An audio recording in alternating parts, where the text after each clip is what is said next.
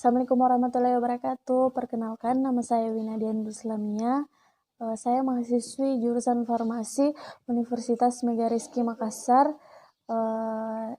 Di sini saya akan menjelaskan beberapa poin penting mengenai obat, penggunaan obat, penandaan obat, dan lain-lain. Baiklah, untuk mempersingkat waktu saya akan menjelaskan poin-poin tersebut.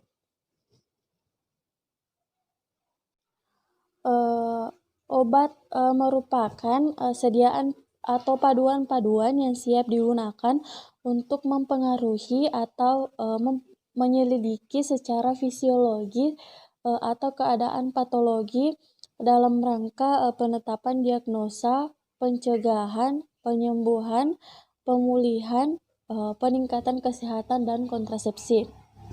Kemudian peranan obat ada beberapa, yaitu penetapan diagnosis, pencegahan penyakit, penyembuhan penyakit, rehabilitasi kesehatan, serta mengubah fungsi normal tubuh untuk tujuan tertentu, dan peningkatan kesehatan serta mengurangi rasa sakit. Kemudian saya akan menjelaskan bentuk-bentuk sediaan obat. Yang pertama itu pulvis atau serbuk.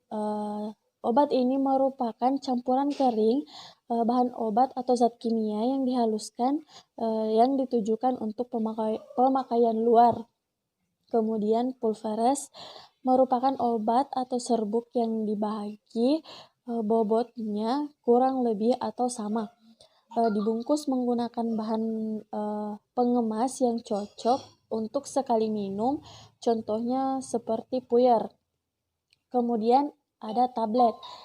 Tablet ini merupakan sediaan padat yang dibuat secara keempat cetak dalam bentuk tabung pipih atau sirkuler kedua permukaan rata atau cembung yang mengandung suatu jenis obat atau lebih dengan atau tanpa bahan tambahan. Kemudian ada bentuk sediaan pil. Pil ini merupakan bentuk sediaan padat, bundar dan kecil yang mengandung bahan obat dan yang dimaksudkan untuk pemakaian oral. Tetapi saat ini sudah jarang ditemukan karena mungkin tergusur tablet dan kapsul, tapi masih banyak ditemukan pada sediaan jamu. Kemudian kapsul. Kapsul ini merupakan sediaan padat yang terdiri dari obat dalam cangkang keras atau lunak yang dapat larut. Kemudian ada suspensi. Suspensi ini merupakan sediaan cair yang mengandung partikel padat yang tidak larut terdispersi dalam fase cair, seperti misalnya suspensi oral yang termasuk juga susu atau magma. Kemudian ada obat sediaan emulsi. Emulsi ini merupakan sediaan berupa campuran dari dua fase dalam sistem dispersi. Fase cairan yang satu terdispersi sangat halus dan merata dalam fase cairan lainnya. Umumnya obat ini distabilkan oleh zat pengemulsi. Kemudian ada galenik.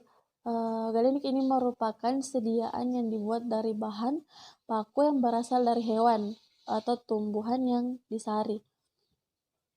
Kemudian ada ekstrak atau ekstraktum yang merupakan sediaan yang pekat yang diperoleh dengan mengekstraksi zat dari Simplicia nabati. Kemudian ada injeksi atau injection. Obat ini merupakan sediaan steril berupa larutan, emulsi atau suspensi atau serbuk yang harus dilarutkan atau disuspensikan terlebih dahulu sebelum digunakan, yang disuntikkan dengan cara merobek jaringan ke dalam kulit atau melalui kulit selaput lendir.